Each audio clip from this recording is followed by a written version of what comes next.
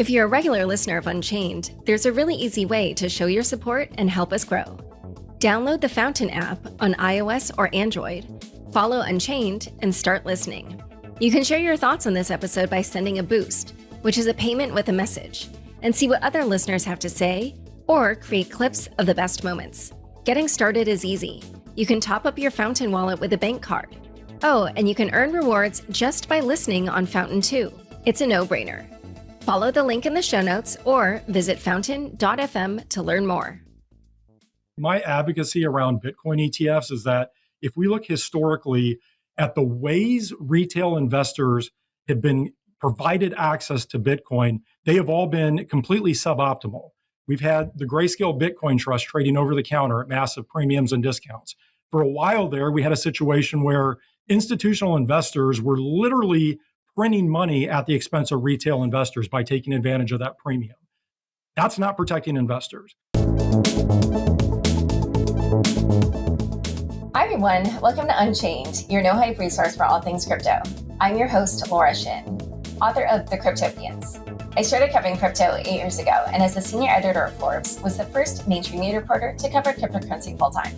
This is the January 12th, 2024 episode of Unchained. Arbitrum's leading Layer 2 scaling solution offers you ultra-cheap and lightning-fast transactions, all with security rooted on Ethereum. Visit arbitrum.io today. Vaultcraft is your no-code DeFi toolkit for customizing non-custodial automated yield products on any EVM chain. Join the referral program today and start earning rewards. Learn more at vaultcraft.io. With iTrust Capital, you can buy and sell crypto in a tax-advantaged retirement account. Enjoy significant tax advantages, 24/7 access, and the industry's lowest fees. Today's guests are Nate Geraci, president of the ETF Store and host of ETF Prime, Eric Balchunas, senior ETF analyst at Bloomberg Intelligence, and James Seyffart, research analyst at Bloomberg Intelligence. Welcome, Nate, Eric, and James. Thank you. Thanks for having us, Laura. Happy to be here. So today we're doing something a bit unusual, but today is not a typical day in crypto. We're recording this podcast as the Twitter Spaces at the same time. And everyone is so eager to follow the news from this historic day that it didn't feel quite right to record an episode and release it a day later. So we're going to dive right in. As most people know, Eric, James, and Nate have been calling out for months that the U.S. Securities and Exchange Commission would approve the first ever spot Bitcoin ETF on Wednesday, as it did. And this morning, the ETFs began trading. So let's start with what you've been noticing since the start of trading this morning. What has surprised you? What hasn't? Eric, why don't we start with you? Good morning, everybody. Or good afternoon. I don't even know what time of day it is. I lost track of a lot of things this week, running on fumes. But it's exciting. I love the trading day. Everything up until approval had a bit of stress and emotional roller coaster attached to it. This is all fun. Reminds me of when BITO launched, tracking the volume, or anything where we're looking at all the data we have on Bloomberg. So early indications is the group of spot Bitcoin ETFs will really smash the record. Of how many records they beat and by how much is yet to be seen. But as a group, ex GBTC, they've traded about 1.5 billion. So remember, BITO had that huge day one at $1 billion. So we're already way past that. iShares alone has a shot a really good shot. They're probably going to beat BITO alone. So iBit will probably beat BITO alone. The group will obviously beat that record alone. How much of that turns into flows? Probably most of it. So I could see us ending at 2.5 billion in volume and flows, with iShares somewhere between 1 and 2 billion. Again, these would all be records, and to Nate's case, obliterate them, to be honest. Now, if we add GBTC, the volume record goes through the roof. But I don't know if I can add GBTC because they come over with volume already. And I know covering new ETFs, when you're a new ETF, it's like throwing a newborn into the Amazon jungle. And GBTC isn't really like that. It already has volume. And a lot of its volume probably is outflow. So it's a bit of an odd take. But if you add GBTC, you get to about 2.5 billion. And BITO, by the way, is going to see record volume today, even though it's not part of the race. It'll probably trade 2 or 3 billion today. A lot of people using that maybe as a liquidity tool today, or market makers. Some could be outflows.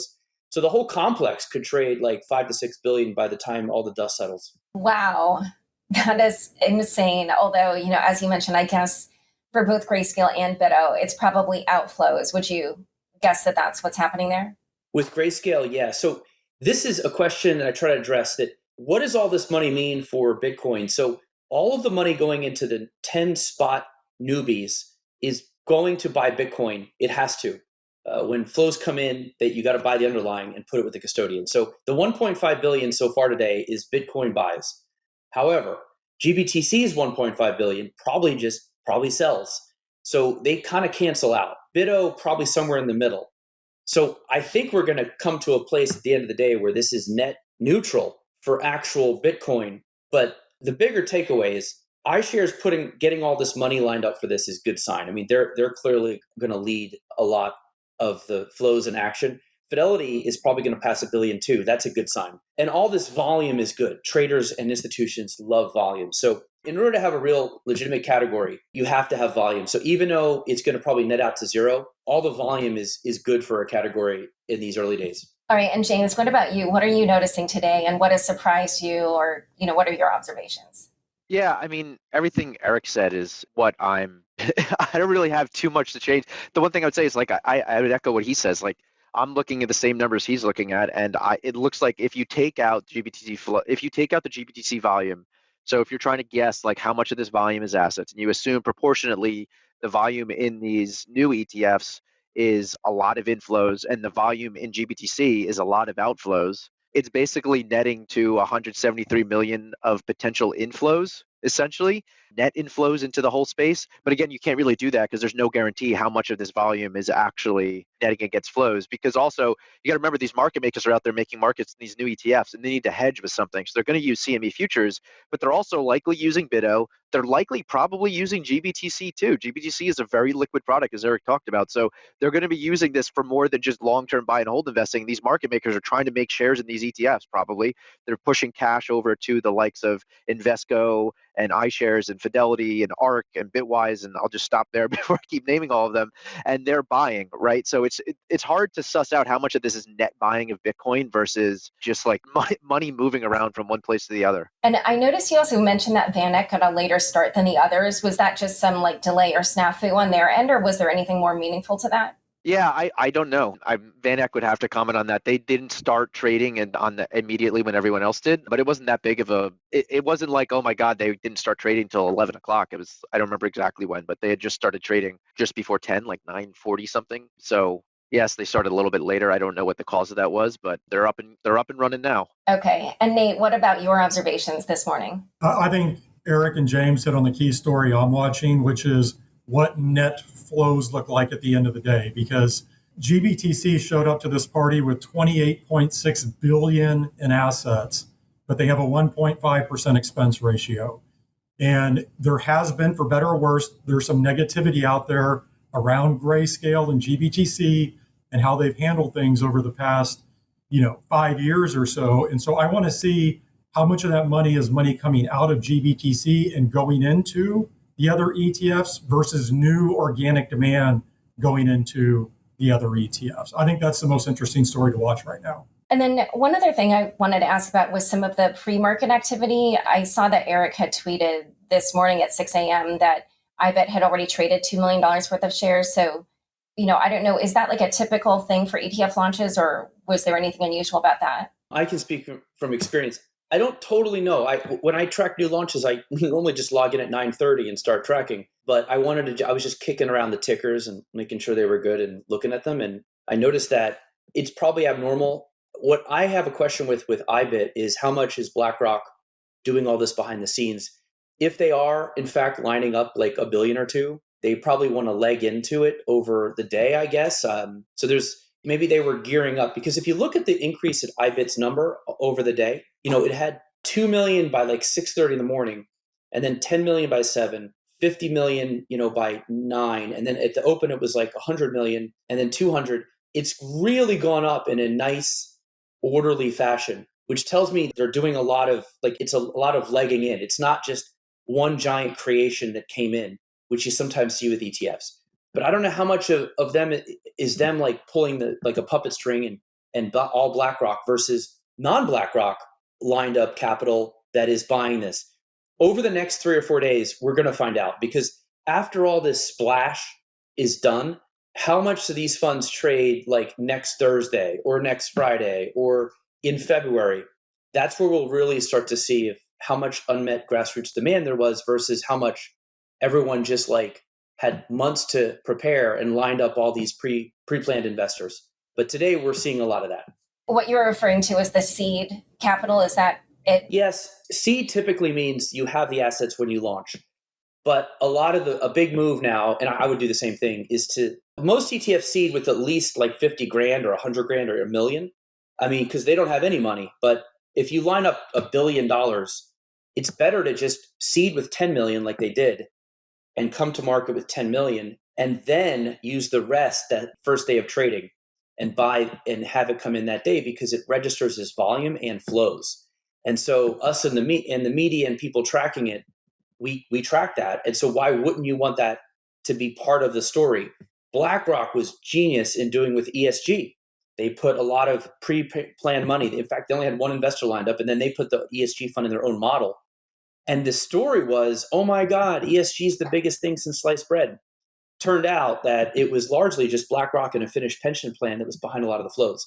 I don't think it'll be nearly as just a one investor number here, but there is some of that going on. And that's why I say we go down the road a few days or next week, we'll see how much is actual a wide group of investors and traders versus BlackRock. Okay, and something that just occurred to me is, we have also these fee waivers. So it's up to like $5 billion in assets for them. So does this not count toward that, or how does that part work? Well, anybody who bought up until 5 billion doesn't have to pay. And that probably helped when they were shopping this around. I didn't think BlackRock would do a waiver, to be honest. Waivers are usually done by the smaller guys who have to get something going. One fund back in the day actually said that they'll pay you for a little while if you just come in the fund. And we're almost got to that level, to be honest, not quite. But I told somebody that I didn't think BlackRock would do that. I thought they would just have a nice, a fee and just their distribution would handle the rest. But the waiver may have been to help coerce these early pre-planned investors because they're probably like, look, I know you want exposure. We're not even going to charge you. Let's do it. And BlackRock, being PR geniuses, knows that the more money they get in the first couple of days, the more it's going to look like a complete success. Right. Even if some of that comes from them, like people, like the everyday investor won't necessarily suss that out. It's like people like us that will pay attention to that. Well, this is why they're smart, because it's going to be like the story. All like you and I we're talking on here about how there's BYOA flows and then there's organic. And James and I and Nate, we try to separate these all the time, especially with ESG. There was a lot of BYOA there. It wasn't real. But the story, like when CNN or the Wall Street Journal writes about this tonight, it's just going to be smash his record. And BlackRock knows this. It's a genius. Market flows and volume, flows in particular, is the strongest marketing there is. It's better than any commercial. If it looks like there's a bunch of money in there and the flows are coming in, it looks like a party you want to go to. And the media is going to write it that way. They're not going to write it that like, oh, BlackRock lined up these investors. They may put that in the story, but the larger sense is going to be this was a big hit. Yeah, they're just creating a narrative. Let's actually then talk a little bit more about the grayscale issue because, I'm not really sure how it is that we're going to know when we're going to know how much of that volume is outflows. Is it literally just looking at, like the number of Bitcoins in the trust, or like, how will we suss that out? Yeah, I'll take this one. We get files for all these ETFs, and we get files at the end of the night that say, like, these are the assets, these are the shares outstanding, and essentially we calculate the flows, or providers calculate the flow, in my case, Bloomberg.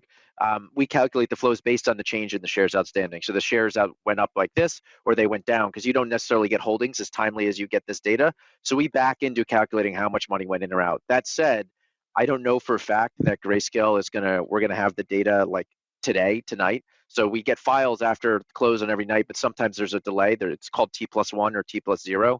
But essentially, we might not see what happened with flows for some of these ETFs today until after tomorrow's close. So we'll have to suss that out later on today. I haven't had time to figure that out just yet, but we'll know within a day or two what's going on. And like I said, like Eric hinted at before, and Nate, a lot of this volume, it's pretty highly likely that a significant chunk of it is correlating to volume. On a standard day, an ETF It's usually a small percentage of volume that correlates to actual flows in or out. On something like this and what's going on today, it's probably likely that a significant percentage of the volume going on is correlating to flows, which is like what we saw with BITO. How will the pricing on the ETFs and the price on Bitcoin work? Especially because the markets for ETFs will only trade during certain hours, but obviously crypto trades 24/7. So what are you kind of expecting to see there? I don't think there's going to be much problem at all. I mean, we have ETFs that trade and hold Japanese equities or Vietnam equities, right? And that's the opposite problem. The ETFs are trading when the underlying isn't. That's when there can be issues that arise because you're trading based on stuff that isn't happening, or sometimes there's market moving events going on that side of the world. And yes, sometimes there's futures trading and there's currency movements happening, but you don't know exactly what's going on in the underlying. And we see these market makers who are now trading these Bitcoin ETFs. When you watch these markets happen, for the most part, what happens when the market opens, the actual underlying market moves to meet the actual ETF.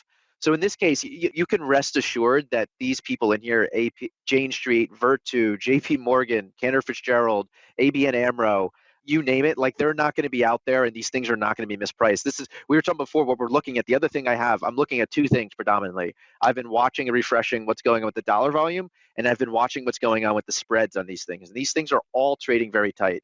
Granted, Grayscale seems to be the tightest of the day, but everything is trading very, very tight, which is not the case when you're trading typical crypto. So this is a benefit of the ETFs for sure. But what about when there's like big market movements over the weekend? How will that affect things? Yeah, so when the market opens, there'll be like a jump essentially, and the ETF will meet wherever the underlying market is. So the market makers are going to make sure that everything trades in line. This is what they do, right? This is exactly what you're talking about is what they do. It's the same thing like if a company announces some huge, massive outperformance of earnings or some really bad thing or CEO's leaving, they do it after market, and then everything correlates and reassesses when the market opens. The benefit of the ETF is you don't need to worry about trying to figure out what that price is. The market makers know what the price is, and they're going to price the ETFs accordingly when they put the bid-ask spreads out there to buy or sell. Okay, but for various ETF holders, I would imagine that there will be at times, because of these market closures, a premium to the NAV or a discount. So then their incentive would be to, I'm assuming, just be with whatever the biggest ETF is, or? Whose incentive, I guess, is. Sorry, the ETF is somebody looking to invest in Bitcoin ETFs. Yeah, there's not going to be significant premiums or discounts. Like if you were looking at premiums and discounts, we might see something like less than 1%. Right? Like for the most part, for 90% of people, I'm looking at these right now. Granted, figuring out premiums and discounts isn't the easiest thing right now, but looking at spreads and stuff, like these things are not trading at massive premiums or discounts. It's not going to be anything like Grayscale. So you can rest assured that like the one thing I will say is it's like recommended for anyone trading an ETF, use a limit order. These things right now, they're super liquid. Who knows how liquid they'll stay over the coming weeks. But if you're planning to buy one of these things or sell one of these things, and it's a decent size, make sure you're using a limit order. Don't hit a market order and end up getting a price that no one really wants to see anyone take. Okay, so in a moment, we're going to talk a little bit more about pricing issues, but first a quick word from the sponsors who make this show possible. Did you know you can buy and sell crypto with tax benefits in an individual retirement account? iTrust Capital makes this possible. But what does this mean? When you buy crypto outside an IRA, like on an exchange, you face taxes on gains. But in an IRA, like a Roth IRA, gains can be tax-free. iTrust Capital also has some of the lowest fees in the industry and 24/7 accessibility. Start now and maximize your retirement savings with iTrust Capital. Arbitrum stands at the forefront of innovation as the premier suite of Layer 2 scaling solutions, bringing you lightning-fast transactions at a fraction of the cost, all with security rooted on Ethereum. From DeFi to gaming, Arbitrum One plus Nova is home to over 500 projects. And with the recent launch of Orbit, Arbitrum welcomes you to build your very own tailor-made Layer 3, or an Orbit chain. Propel your project and community forward by visiting arbitrum.io today. Back to my conversation with Eric and Nate. So I, asked James a few questions about pricing and NAV, et cetera. Eric and Nate, are there any comments that you wanted to add on that? No, I mean, my expectation is that these are going to trade very close to NAV. ETFs historically have an excellent track record across a variety of asset classes. I think market makers, APs, and ETF issuers have been ready for this for a long time. There may have been some last minute shuffling to get everything in place, but I think they're ready for showtime, and I think we're seeing that reflected today in the spreads. I'll just jump in there too. Those are also interesting numbers. The spreads are already low. I mean, last time I checked, GBTC was 3 basis points. IBIT was 4. IBIT and both of them will probably get down to 2 at some point. Again, that's compared to some of the commissions on those exchanges, good deal. The premium is a different story, and that's going to be interesting. The percent premium is essentially the difference between the price and the NAV at the end of the day. And it's also known as the arbitrage band. So the percent premium is almost like how much the price has to veer away from the NAV before someone has an incentive to arb. And that's usually a reflection of how exotic or difficult the underlying market is to deal with. So with cash creations, it'll be interesting to see where that arb band goes. We just did a study, my colleague Athanasios, of the spot Bitcoin ETFs in Europe.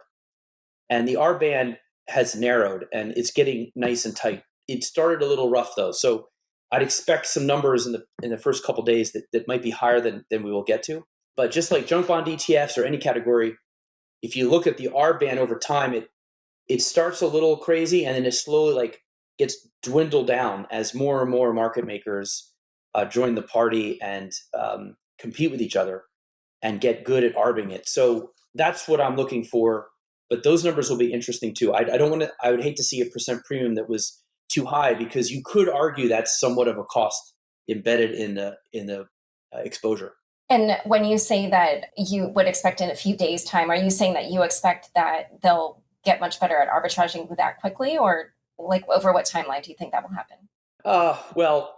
Largely, let's say the first year when it get really good. But the first day, I'm not going to make too many crazy judgments.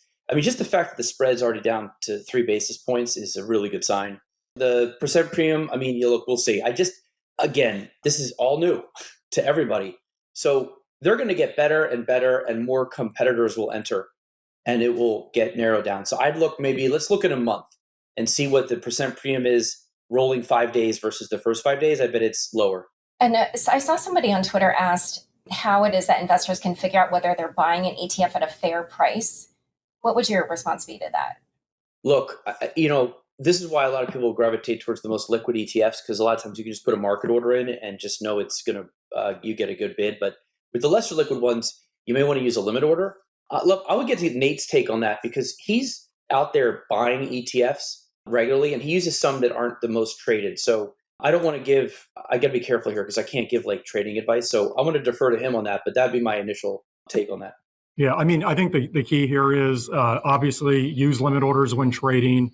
You can look at the intraday net asset value to see, where the ETF is trading relative to the underlying. But at the end of the day, as we've already talked about, these ETFs already on day one are trading pretty tight. And I think the key is, as an investor, you just want to make sure you protect yourself from any, massive moves in price because the underlying here, Bitcoin, historically has been volatile. So I think as long as you're using limit orders, you can have a pretty high level of confidence that your trade's going to be executed fairly close to NAV unless there's some sort of major dislocation in the market. So I also wanted to ask about the cash and in-kind issue, which, a lot was made about that early on. So one thing I was wondering is, at this point, do you think the SEC will ever allow the Bitcoin ETFs to add in-kind creation and redemption, or do you think these will always be cash products? I mean, the issue here is that they did not want market makers and regulated broker dealers dealing with unregulated crypto exchanges. And I think the way that this was going to be set up is these BDs or market makers were going to have subsidiaries, unregulated subsidiaries, to go and buy and sell the underlying Bitcoin. The SEC didn't like that. My take on this, and Eric and I have talked about this before, I disagree with that take because I think if you look at firms like Jane Street and Virtu, you're talking about some of the smartest market participants in the world. I think if the SEC was smart, they would love to have those types of companies going into the crypto exchanges and shining a huge spotlight on them because those Jane Street and Virtu, they're going to sniff out any malfeasance or shenanigans happening there. So to me, I think if I was the SEC, it would have made a lot more sense to allow them to do that because then the SEC gets their hands further down into the crypto exchanges. It's my belief, and Chairman Gary Gensler, I think, messaged this all along, the past 2 years, the SEC ultimately wants regulatory purview over crypto exchanges. I think that was the end goal with spot Bitcoin ETFs. They didn't get that. We do have the Coinbase surveillance sharing agreement in place, but they did not get full regulatory purview of crypto exchanges. All I'm saying is had they allowed in-kind creation redemption, I think it would have got them closer to that goal. It would have been just another way for them to, purview the landscape and look into what APs and market makers are doing in transacting at the crypto exchanges. Now the onus with cash creates and redeems is on the ETF issuer, and there's less participants going and sourcing, buying, and selling the Bitcoin. Clearly, again, if we look today, they're doing a good job. This process looks efficient, but it's not as efficient as if you have multiple authorized participants involved or market makers involved in the process buying and selling Bitcoin, in my opinion. Okay. Eric, did you want to add anything on that? No, just that I completely agree. I was saying the same thing. You unleash the market makers on the crypto exchanges, good things would happen. That was my take the whole time when the SEC denied over the decade that they did. The only thing I disagree with Nate on a little bit is that I just don't think cash creations will be that bad. I don't think the end investor will notice as much as people think. Again, we'll know the percent premiums and some other things soon. But if we take away the tax problem, the in-kind is really, the benefit there is the taxation issue. But, Nate is somebody, I can't say I'm 100% on this, but of the people we've talked to, and Grayscale is adamant about this, the 33 Act grantor trusts are not taxed at the fund level. This is important because it means that if people do leave the ETF and you get cashed out through the cash creation process, that's not taxable at the fund level. It's only taxable to you. And that's fine. But that's the problem with cash creations in other markets, is that when a redemption happens, you sell something to cash somebody out, that is typically a taxable transaction in a 40 Act fund. And that's what plagues mutual funds. And so if that doesn't exist here, that's a big issue removed from cash creations. Then we get down to, okay, well, what's the premium? And that's why we're going to watch that number. But I looked at, there's 400 ETFs and all the ETNs that are cash only. And I looked, and their spreads and percent premiums were all really pretty good, like pretty much the same as the ETF, like India's example. There's one that's cash only versus not. And it really more correlated to volume. The ones that had a lot of secondary volume had tight everything. As you get to less traded, those things widened out. So that's why in the case of these, I'm really going to do my bellwether test on the ones that see the most volume to do an apples to apples. So I don't think if the couple that see a ton of volume Nate, I don't think will be that much different in the end. Yeah, I mean, what it will come down to is looking at what that premium and discount looks like as we get further out from, day zero here. Then we'll know exactly how efficient the cash create redeems are. The other, I think, interesting aspect here to watch is just the underlying performance of all of these ETFs themselves. Because again, the onus is now on the ETF issuer to buy and sell Bitcoin. It's possible some may do that more efficiently than others. I don't think we're going to have wide deviations here, but you could have some meaningful deviations between the funds in terms of their ability to tightly track the spot price of Bitcoin. So that's something else I'm watching, just because, again, the ETF issuer has to handle that now more so than the APs. One thing, by the way, I do want to point out, I know we have a lot of people listening to this. Some people who may be new to the ETF space hear cash creates and redeems and think that the ETF holds cash and doesn't actually hold the underlying spot Bitcoin. I just want to be clear, these ETFs have exposure to the spot price of Bitcoin by holding the actual Bitcoin itself. It's held at a custodian. So I just want to be clear on that, because people hear cash creates and redeems and think that this is, paper Bitcoin or something along those lines. That is not the case. One other thing that I want to ask about, and that really there's a few different questions here, is basically what happened here where the SEC had denied the ETFs for over a decade, and it was this lawsuit that kind of forced the SEC's hand. But then in addition to that, the rollout just seemed super messy. I mean, if we look at Wednesday alone, there was the CBO letter that got released, and then they were asked to retract that. And then obviously the SEC's Twitter account got hacked, and I guess that was on Tuesday. And, somebody kind of said, hey, these were approved, and they hadn't been yet. But then on Wednesday, even, I saw that document that got published on the SEC website. I checked for like all the things that to me meant all systems go. And I tweeted, all 11 of these have gotten approval. But then I think people thought at first that it had kind of overwhelmed the servers because like you couldn't find it. But I realized they haven't re-uploaded it. And I can't imagine that there's still so much traffic on that. So I don't know what to make of that either. But have either of you ever seen any rollout that was this messy, or, what do you make of that whole thing? I would just say this process has been messy for 10 plus years, ever since the Winklevoss twins first filed for a spot Bitcoin ETF. Let me go back a few years, and Eric knows, what happened with the price of Bitcoin. That's never been the case for me. My advocacy around Bitcoin ETFs is that if we look historically at the ways retail investors have been provided access to Bitcoin, they have all been completely suboptimal. We've had the Grayscale Bitcoin Trust trading over the counter at massive premiums and discounts.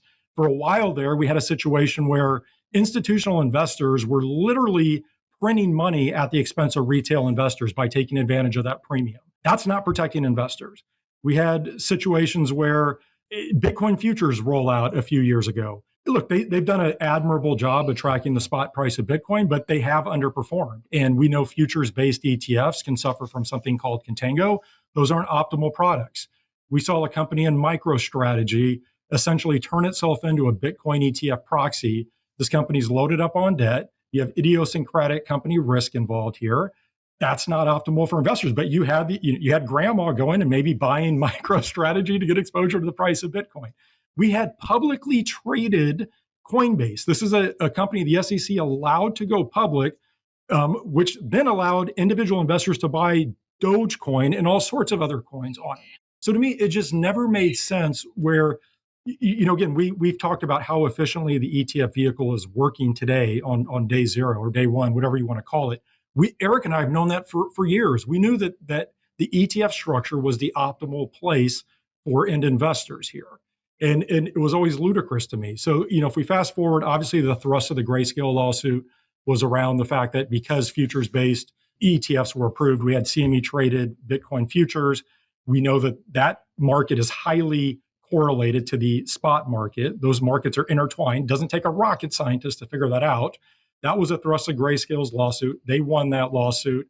And, so here we are today. But the SEC has fought this thing tooth and nail the whole way through. And it never made sense to me, because if the mission here is to protect investors, then why did we give investors so many poor ways to access Bitcoin? And in my rant by saying, I'm sure there's a lot of people here going, well, hey, you can always go buy Bitcoin direct, right? You can go to an exchange, buy Bitcoin on your own. Not everybody wants to do that. And guess what? There's fees involved with that as well. Go look at the Coinbase commission schedule. Go look at the bid-ask spread on buying coin. You go buy, $100 worth of Bitcoin and maybe get $93 in Bitcoin back. It never made sense to me that we couldn't offer investors something that we knew was going to work. So I'll stop my rant there. I could keep going all day. Eric, what about you?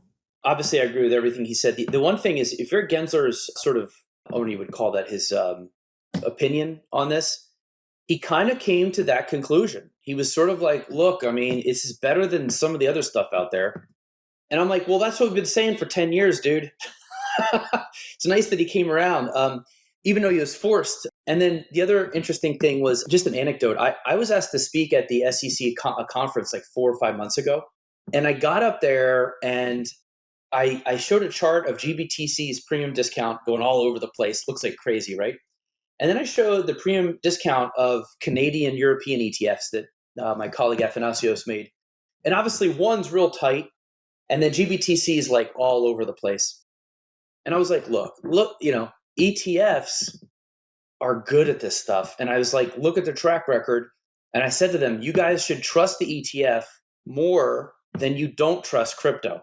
And then I dropped the mic, I walked off the stage and out the door, and they tackled me on the way out. No, I did not end with that, but I did say that to them. I don't know if it made a difference. I'm guessing the Grayscale lawsuit was the real difference maker here, not my presentation, but that's exactly why I think that. You could put baseball cards in an ETF and you probably get a good deal. Like, it just brings the biggest, best, smartest, richest market makers, and it makes them all compete, and it's awesome. So you've basically never seen the SEC fight an ETF this way, where just their reasoning was not logical. You've never seen that?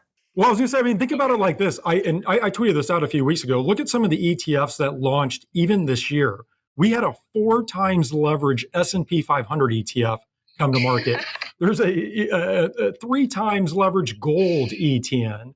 There was a wet freight futures ETF. Think about just those markets. Obviously the S&P 500 has we know that underlying market, but the gold market, you're telling me fraud and manipulation doesn't occur there periodically? The wet freight futures market, how deep and liquid is that? What's going on there? There seemed to be a lot of counterintuitive actions from the SEC while this whole process has been going on. So I don't know. Just it's mind-boggling to me if you look at the ETFs that have come to market. Eric, you were gonna. I was going to say that anecdotally, the first ETF ever, SPY, which when it was filed, it was weird, especially under the 40 Act. It took 4 years for the SEC to come around on that. This was double that and then some. So totally unprecedented. But I will say, over the years, there's been this interesting trend of like the US will think of an idea, file it, and the SEC like wrestles with it for a period of time. Usually it's longer than they need to. And in the meantime, Canada's like, well, that's a good idea. Let's do it. And the regulators are like totally liberal. They get it out within a year. And they've done that with the first ETF, the first bond ETF, the cannabis ETF, the Bitcoin ETF. So Canada's been like this interesting incubator, even though a lot of the ideas are hatched here. Oh, that's interesting. Well, I guess if you're giving any advice, then it's, if you're interested in all this, then move to Canada. Yeah, I mean, if you have a good idea and you want it on the market, you don't want to deal with the SEC, move to Canada. That's the moral of the story here. Well, it's interesting. I just love hearing your guys' takes on this. And I wrote a sort of like op-ed this morning saying very similar things. But I did want to ask specifically about the kind of little snafus that I asked about, like about the Twitter thing and the SIBO and the weird document, or not weird, but the document justifying like why they were approving and then it hasn't come back. But one other thing that I'll add on top of it is, we had all these commissioners release their reasoning for either their dissent or just, commentary. And I wondered, is that even common just to have them so publicly disagree?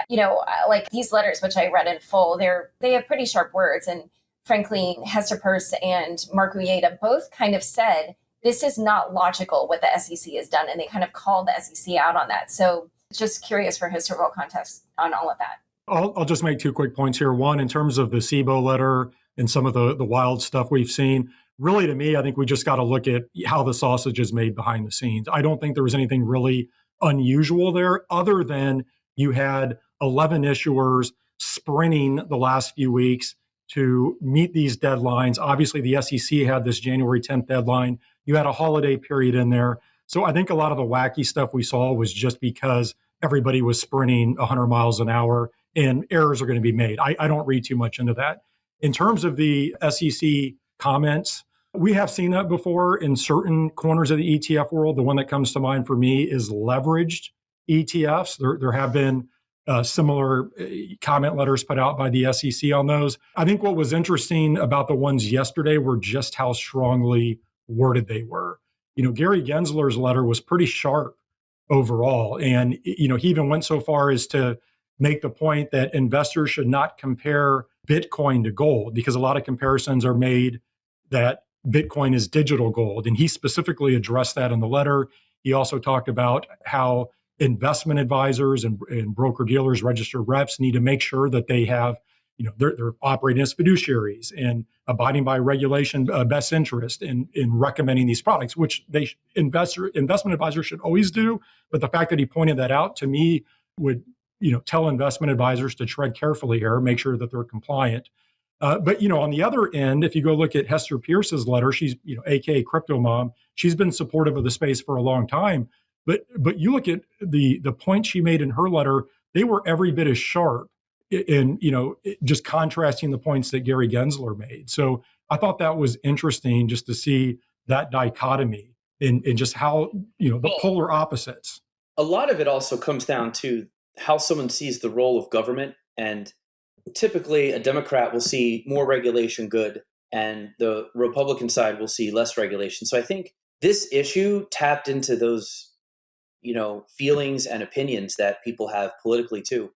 And then you add the 10-year, it built up and then it became like a big, like national news issue. So I think they all use this as a platform to say their piece and get a little attention as well. Because I don't normally see this kind of like verbiage from them. They're, like when other ETFs are approved, it's, it's like the document goes effective and you move on. It's not like a big song and dance like this. So I think there was just a lot of reasons this is, again, a one of one situation. The letter that I liked the most was the Better Markets letter that came out in the 11th hour, basically trying to wash their hands of these things. Clearly a political play, if you go look at that organization. To Eric's point, I mean, there's no question that politics have been wrapped into this entire issue and process for a long time. Yeah, clearly that's why this dragged out so long.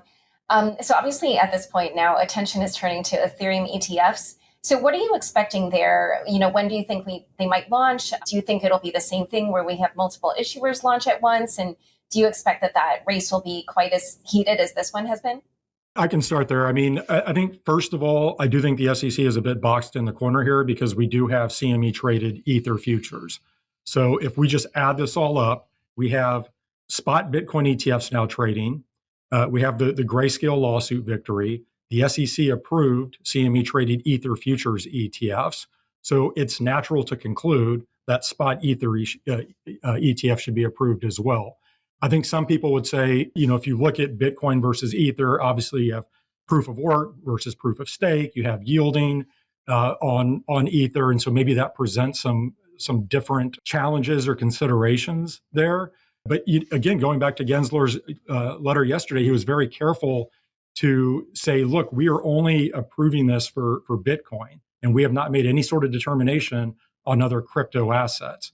To me, I was trying to read between the lines there. That was them saying, hey, let's wait for a minute. We may or may not approve spot Ether ETFs. But I think they're going to be challenged to not approve them simply because we do have those CME traded Ether futures.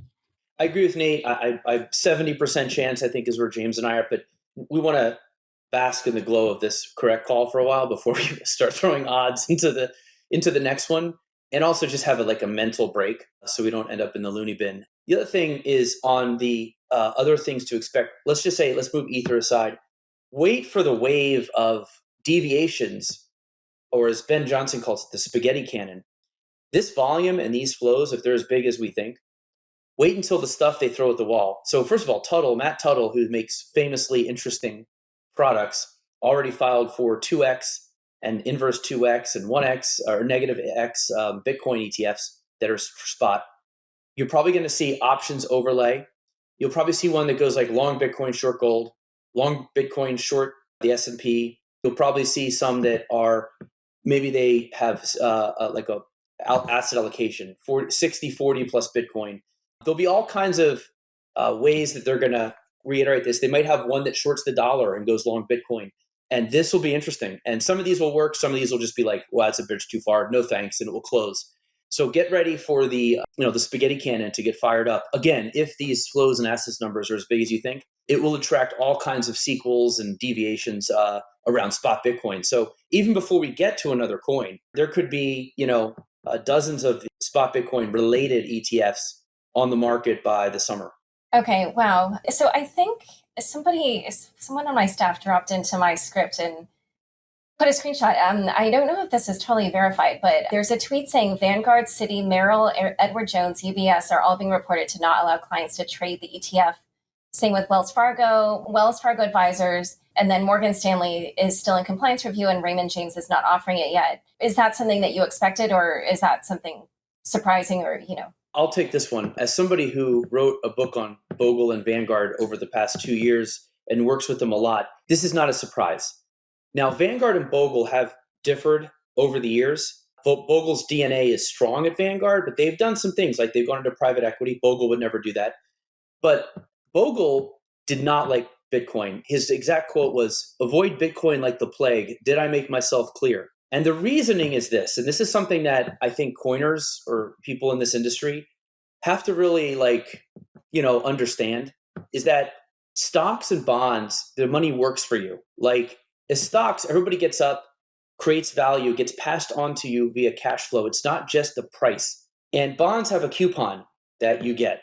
But commodity, like Bitcoin, is only worth what someone else will pay. And Bogle did not like commodities in general. So it's not personal. I even think some of the populist Bitcoin spirit is consistent with Bogle's populism. There are some overlap. Bogle did not like Wall Street fat cats, and it seems like there's a lot of overlap there. But in terms of an investment, he didn't like that it was a commodity. So I'm not surprised Vanguard is doing that for philosophical reasons. The rest of them, these are platforms that I don't say it's pay to play, but it's almost like shelf space in like a food store. And they kind of be like, well, I'm not putting your salad dressing on the food store, certainly not on day one. And what are you going to give me? And that's how the wirehouses work. So no ETF gets up on there on day one. That's sort of normal. But BlackRock and Fidelity and others, let's see them market and soft dollar the way to getting some of these on there. I bet they're on there in a year. But Vanguard is more different. That's more like this is inconsistent with our philosophy. And that's kind of interesting, but not a surprise. Yeah, and it just context for people. Yeah, Bogle, they have a very conservative philosophy, and it's all about like using indexes and whatever. Go ahead. No, I was just going to say, I mean, I agree with everything Eric was saying. We knew coming into this that certain platforms were going to gate access to these ETFs. So I'm not surprised at all. To me, this goes back to, and I operate a registered investment advisory firm, an RIA. It goes back to the benefits of the RIA model. You know, a registered investment advisor can invest in whatever they think is best for their clients.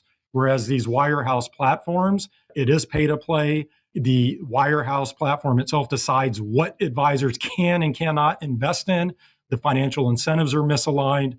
And in my opinion, you may like crypto or you may not like crypto, but I'll go on record here and say, you know what, it's not going away.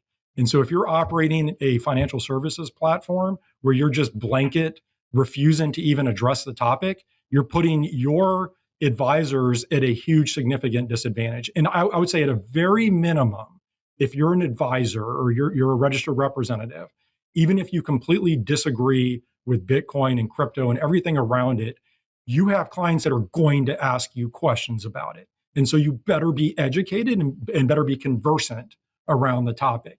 And if you're working at a platform where they're gating access to these products and telling you what you can and can't invest in and not providing any sort of educational resources around it, I think they're putting themselves at a long-term disadvantage. I want to ask about like the future for this next year, kind of like what you're looking for, you know, from these RIAs, like what you're looking for in terms of behavior and, you know, where you think we might end up about a year from now. I'll just offer a couple quick comments. I mean, I think the over-under on total inflows into these ETFs in year one, we put it about $10 billion. Judging on, you know, this first day, I think that we're on a good path to get there. I think what you'll see is over time, more RIAs get comfortable with maybe taking a small allocation. It'll be a satellite holding in a portfolio, something between, say, 1 and 2 and 5% allocation for certain types of investors. I'm guessing that the profile of the type of investor who may own this is going to be more on the aggressive side. It'll probably veer younger, but I do think that you are going to see more mainstream adoption here by advisors. So I'm optimistic on the longer term outlook here. The only caveat that I would add is that I think we are not too far away from platforms like Schwab and Fidelity offering direct exposure to Bitcoin. I'm not going to say that's going to happen in a year, but I don't think we're too far off from that. At the point where somebody can buy Bitcoin direct in their Schwab brokerage account or IRA right alongside their Vanguard stock and bond ETFs, then guess what? You don't really need a spot Bitcoin ETF. So maybe that's a little bit longer out on the horizon, but I think it's something to watch for. I would add to what Nate said, everything he said, I would agree with. I don't totally agree with the token thing yet, but we'll table that. It's certainly not happening anytime soon, but certainly I'll have to change my title to token analyst, I guess, at some point. But anyway, regarding the Vanguard thing, it's interesting, and the RIA thing. RIAs, a lot of them rebelled from these wirehouses so they could use Vanguard funds because Vanguard doesn't pay anybody. They're like, screw you. If you want our low-cost index funds, you got to leave. So Nate's like one of these revolutionaries that's like left the big Wall Street brokerage wirehouse and start up the RIA movements. And it's ironic because the reason Bitcoin ETFs, in my opinion, have a home in the portfolio going forward at RIAs is because of the Vanguard effect. Vanguard has completely taken over portfolios, and you can get bonds and stocks in a 60-40 for like 3 basis points. I mean, it's free. It's beautiful.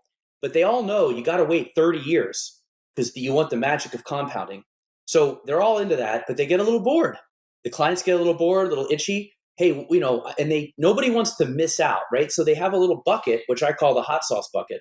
And in that, you just scratch your FOMO itches, and this is going to fit in there along with like thematic ETFs. So it's not competing with Vanguard, but because of Vanguard, I think it has a better home than it would have without them, ironically. So the bigger passive gets in the portfolios, the more people will search for the exact opposite in which to sort of add spice on top. And that is a viable lane. Great points. And I'll just add to that, even though Vanguard is not in the spot Bitcoin ETF competition, their presence is certainly felt here in what we're seeing in the fee competition. To me, the fact that you can get spot Bitcoin exposure for 20 basis points, to Eric's point, in the hot sauce part of your portfolio is mind-boggling. I don't think anybody would have ever predicted that. You're talking about 20 basis points is cheaper than the largest physical gold ETFs out there. So we have kind of seen the Vanguard effect in this category, even though Vanguard isn't participating here. Yeah, I saw Kathy Wood on, well, I forget where she said this, but somewhere she said that she doesn't mind if their Bitcoin ETF is a loss leader for them. All right, you guys, this was an amazing conversation. Thank you so much for joining us today. If you found this conversation engaging and want to delve deeper into the world of Bitcoin and ETFs, I invite you to join or check out our website, unchainedcrypto.com. There you'll find a wealth of resources, including podcasts, in-depth explainers, informative videos, much more. And don't miss my latest op-ed, which I mentioned earlier. Thank you both again for your time and participation. And thanks again for coming on Unchained, Eric and Nate. Thank you. Thank you. Don't forget, next up is the weekly news recap. Stick around for This Week in Crypto after this short break. DeFi just got way easier with Volcraft, your no-code toolkit for building, deploying, and monetizing automated yield strategies in a few clicks. Forget spending months of R&D and capital when you can instantly launch your crypto fund with Volcraft on any EVM chain. From wallets and institutional service providers to anon DeFi degens, anyone can use Volcraft to supercharge their crypto. Join Volcraft's referral program, unite with the community, and supercharge your crypto. Details on vaultcraft.io. Welcome to this week's Crypto Roundup. In today's recap, we delve into some of the most significant developments in the crypto world. And yes, there was more than the spot Bitcoin ETF. From Circle's strategic IPO move in the US to Bitcoin's latest network curiosities, we've witnessed a week packed with action, strategy, and intrigue. And thanks so much for tuning into the weekly news recap. Circle files for IPO in the US. Circle, the issuer of the USDC stablecoin, has confidentially filed for an initial public offering in the United States. The filing of a preliminary registration statement, or Form S-1 as it's called, with the US SEC marks a significant step in the company's journey, although it didn't disclose details such as the number of shares it plans to sell and proposed price range. Headquartered in Boston, Circle has sole governance over USDC following the closure of the Center Consortium, a joint venture with Coinbase. As of now, USDC is the world's second largest stablecoin, second to Tether's USDT, with a market cap of $25 billion, and a market share that has decreased significantly since its depegging episode in March last year. The filing comes after a failed attempt to go public in 2022 through a merger with a special purpose acquisition company that valued Circle at $9 billion. The decision to file for an IPO is consistent with the company's goals, despite the challenges faced during the downturn in the crypto industry in 2022, including the collapse of major crypto firms and heightened regulatory scrutiny. In September last year, Circle CEO Jeremy Allaire said on Unchained, quote, "We're definitely on the path to be an independent public company." And Bitcoin developers' anti-spam ordinals proposal rejected. A contentious proposal by Bitcoin developer Luke Daster aimed at filtering out NFTs on the Bitcoin blockchain was rejected this week. Daster's proposal, introduced last September following the emergence of ordinals, a protocol that enabled users to inscribe data like NFTs onto the Bitcoin blockchain, was aimed at updating the Bitcoin core software to handle newer data-carrying styles.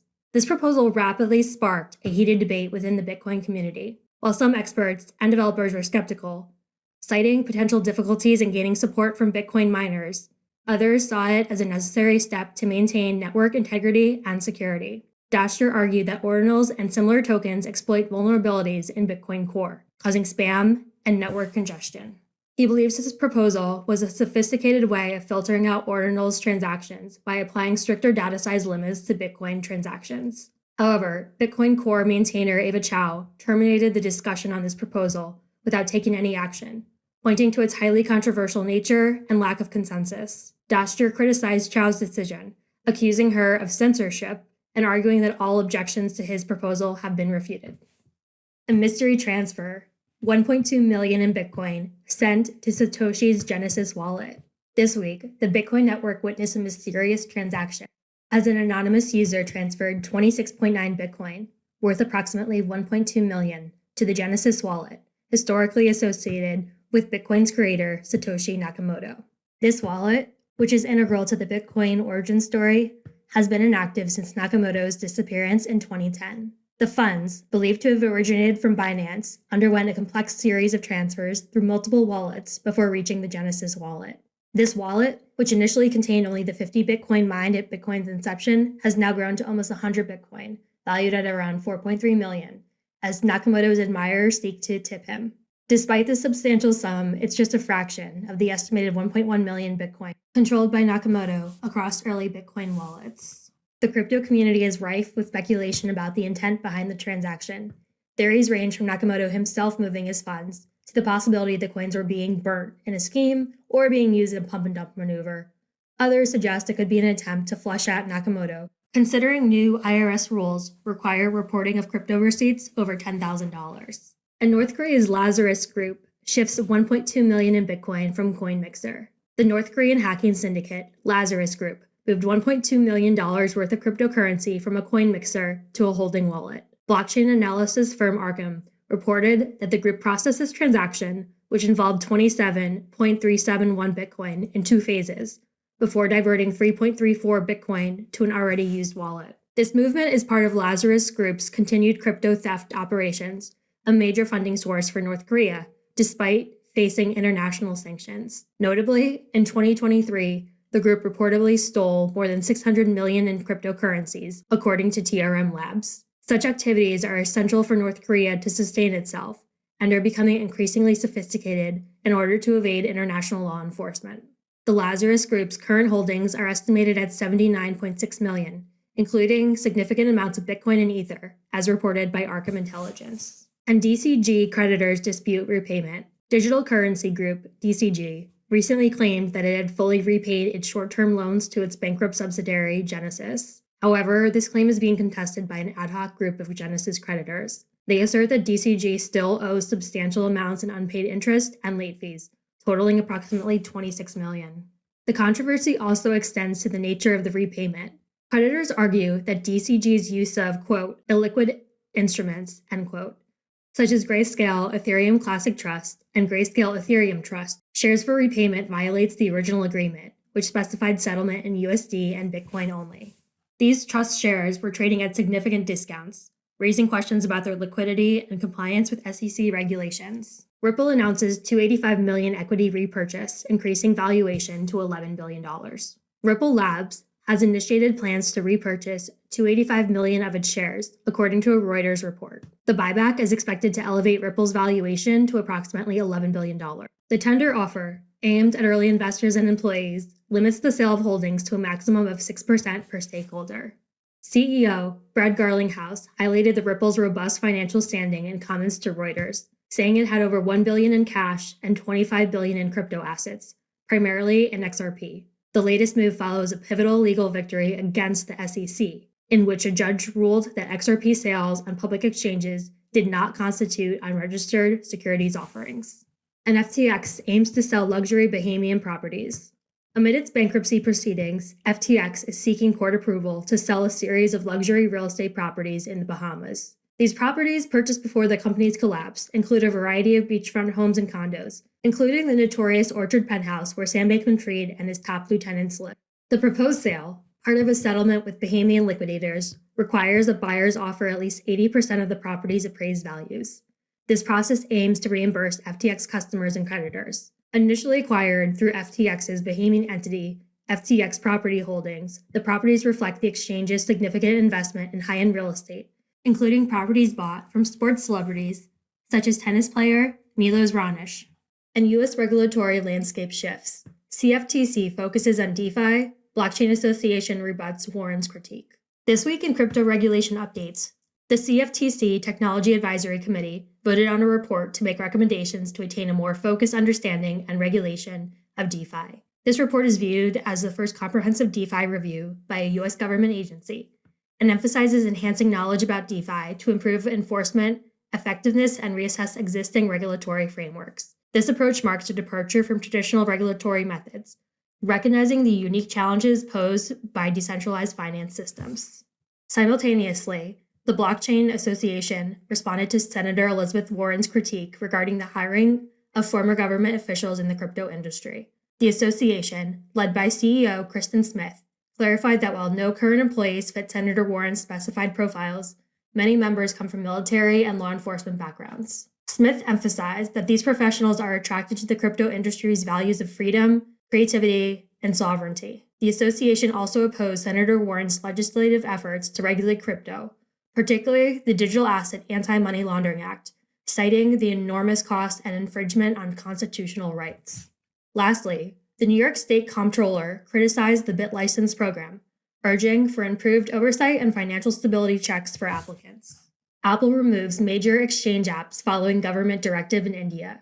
In a development reflecting India's tightening grip on cryptocurrency regulation, Apple has removed several major offshore cryptocurrency exchange apps from its App Store in the country. This decision came after the Indian Financial Intelligence Unit issued notices to 9 exchanges, including Binance, KuCoin, and OKX, for noncompliance with India's money laundering laws. The government's notices, served under the Prevention of Money Laundering Act, accused the crypto firms of operating illegally in India and not adhering to local tax rules. The Ministry of Finance also directed the Ministry of Information Technology to block the URLs of these firms, although this process is still ongoing. While these apps have been removed from Apple's India's store, they remain available on the Google Play Store, indicating a varied response from tech giants to Indian regulatory measures.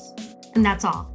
Thanks for joining us today. Unchained is produced by Laura Shin, with help from Nelson Wang, Kevin Fuchs, Matt Pilchard, Juan Aronovich, Megan Gavis, Shashank, and Margaret Correa. The weekly recaps were written by Juan Aronovich and edited by Nelson Wang. Thanks for listening. Unchained is now a part of the CoinDesk Podcast Network. For the latest in digital assets, check out Markets Daily, 5 days a week, with host Noel Atchison. Follow the CoinDesk Podcast Network for some of the best shows in crypto.